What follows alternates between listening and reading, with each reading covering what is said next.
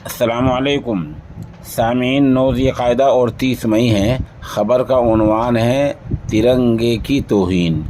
ये मामला प्रयागराज इलाहाबाद में पेश आया है। ख़बर थोड़ी तफसील से सुनिए। उत्तर प्रदेश के प्रयागराज नगर निगम में देश की शान और पहचान तिरंगे की तौहीन का मामला सामने आया है। तिरंगे की तौहीन का वीडियो भी सोशल मीडिया पर वायरल हुआ है। पर्दे की जगह खिड़की में तिरंगे का ही पर्दा लगा दिया गया है।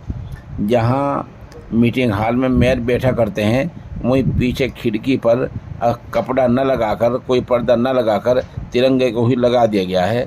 और ये तौहीन का मामला है, इसको तिरंगे की तौहीन समझा गया है। बता दें, वहाँ बीजेपी जीती है।